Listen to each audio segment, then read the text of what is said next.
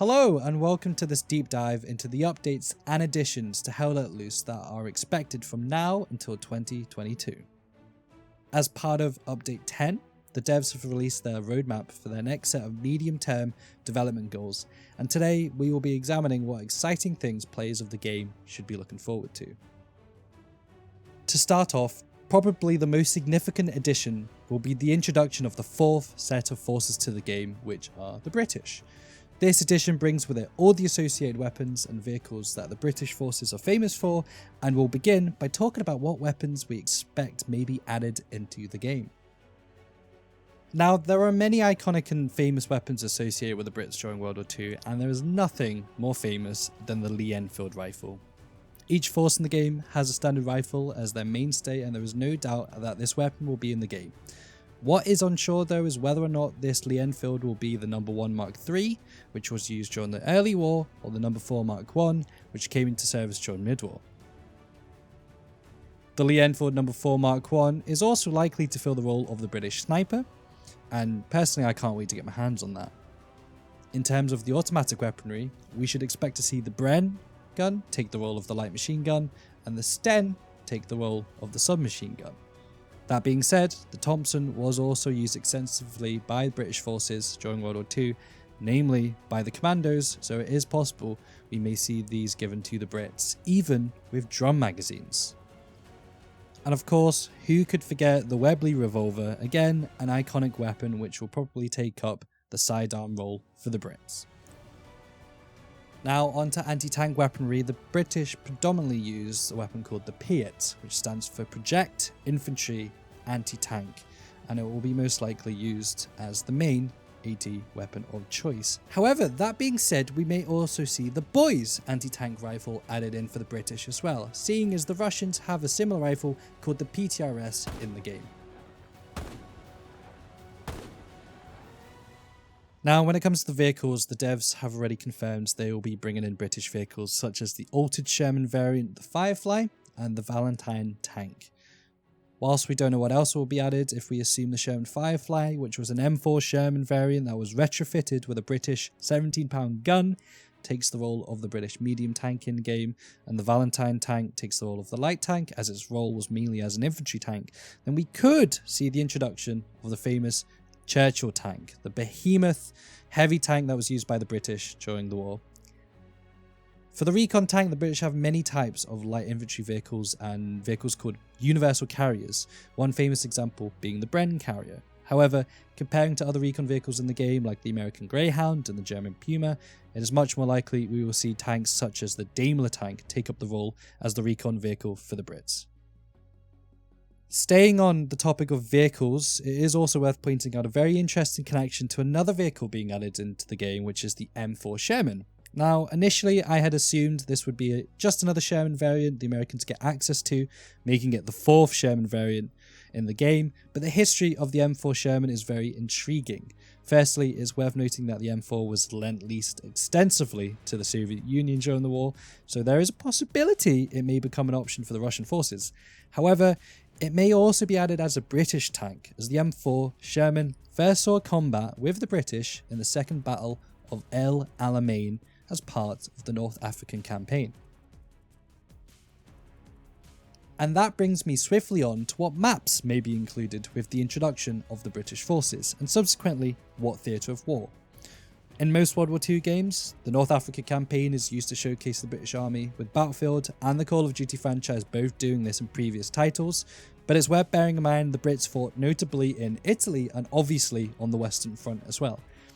Looking into the vehicles that are being added, you could argue that the North Africa campaign and maps that represent famous battles like El Alamein, as I've just mentioned, and Tobruk will be added, and this would make sense considering the M4 Sherman first saw service here, in addition to the Valentine tank being used extensively during the North African campaign.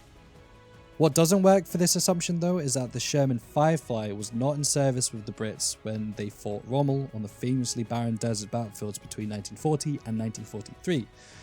The Fireflies actually first saw service in Normandy in 1944, which might mean that we might see new D-Day maps, including Juno, Gold and Sword beaches, all of which the British took part in as part of the D-Day landings. Those two campaigns are the most likely, but it is also worth mentioning that all three of these vehicles, the Valentine, the Firefly and the M4 Sherman, took part in the Italy campaign, so the shores of Sicily and the Apennine Italian peninsula may be dropping into the game in the not too distant future. One other big consideration here is also the teasing of a new bridge map. Now, there were various battles on the Western Front that focused on key strategic bridges as part of the Allied push into Nazi territory, with famous films like Saving Private Ryan even referencing this. One famous example of a bridge-focused battle was the Battle of Arnhem, which was part of Operation Market Garden, an initiative focused on capturing key bridges to support the Allied advance into Nazi territory, part of a plan to bypass the German Siegfried Line. Now, this battle was fought predominantly by British forces, supported by Polish units, so it could be the teased bridge map that is coming to the game. Of course, there are many other examples of bridges being the focus of tough fighting between the Allied and Axis forces, with one notable example being the Battle of Remagen, where the American forces managed to capture one of the last surviving bridges over the Rhine. This again could be another potential map coming later in the year. Coming back now to focus on the American and German forces, we will also be seeing the introduction of the famous FG-42 for the Germans. The renowned automatic rifle that the Germans mainly equipped their paratroopers, the Fallschirmjäger, with. This gun was considered by many to be well ahead of its time, and it will be exciting to see this weapon in the game. The Americans, on the other hand, will be seeing the introduction of the US trench shotgun, this being a completely new kind of weapon that the game hasn't seen the likes of yet. So it will be really interesting to see how the gameplay and the dynamic of fighting over points on Hell Let Loose might change in favour of people who equip this gun. Before moving on to new vehicles that are being added, there will also be the exciting introduction of fire-based weaponry, namely flamethrowers and Molotovs, and the latter of which I'm assuming only will be used by the Russians. This will mean that trench-based and bunker-based warfare, and even how control points are attacked and defended, will potentially change as a result of these new weapons. Something exciting to look forward to indeed. The Germans, Brits and Americans all use flamethrowers as part of their arsenal, so we should expect some or all of these forces to receive flamethrower updates to their arsenals. Moving on to new vehicle additions for the forces already in the game, we are seeing the introduction of the long-awaited Panzer IV.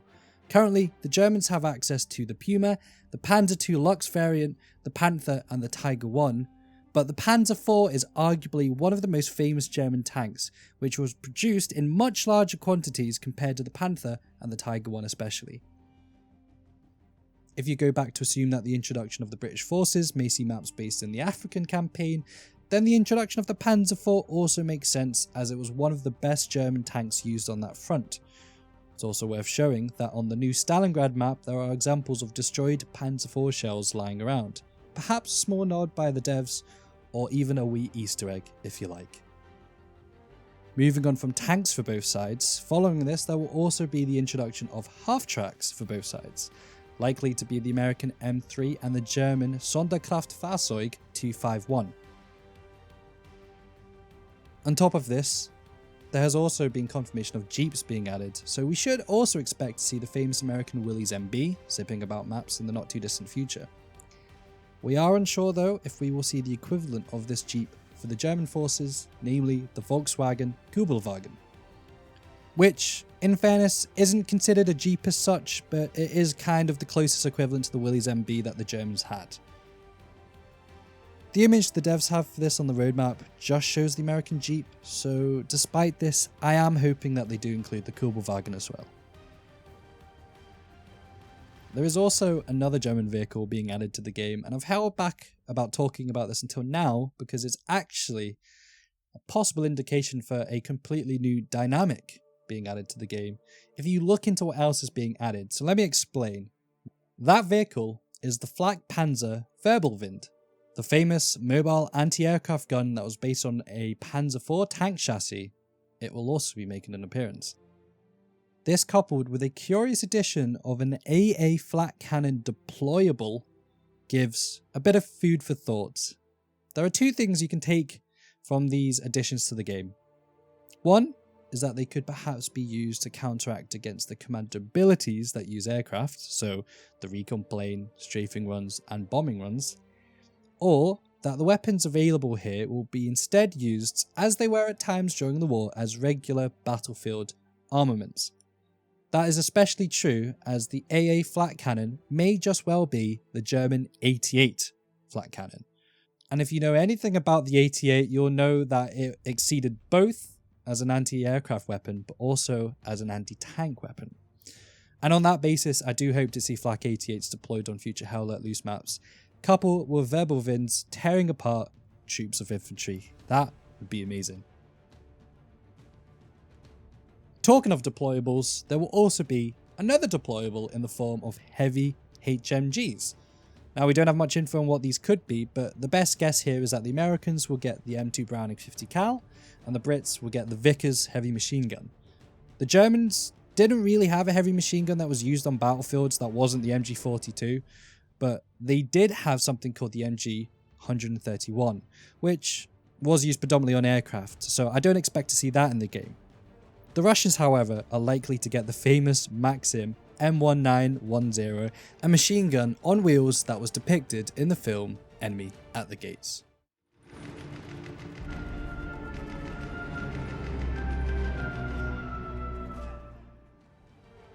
On top of this, we get not just 2 deployables, but 3. And the third is arguably the most exciting, as from my experience this is something that has been asked about for a while, and that is mortars. Artillery already exists in the game, but mortars would allow dynamic bombardment of key objectives and areas closer to the front by troops that are there and already in the midst of battle. This may change the dynamic and meta that currently exists in the game, so it will be good to see how this shakes things up, if at all. Now, taking a step back and looking at the maps again, there will be a few more exciting additions and changes coming to the game. I've already touched on the addition of British maps and what they may look like, but we will also be seeing night variants added for a couple of maps, which includes flares that will light up areas of the map and provide essentially a completely new experience for players. We will also be seeing that maps that are either only warfare or only offensive, the 2 game modes in the game, receive an update so that they can be played on the game mode that currently isn't accessible on those maps. So a map that is currently only a warfare map will in the future become an offensive one as well.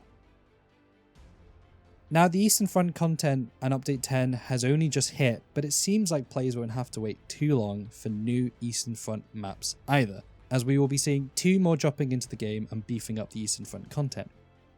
We already have the famous Battle of Stalingrad and the Battle of Kursk, which was predominantly known for being an armor battle in the game, and we can only guess as to what the next 2 Eastern Front maps may be.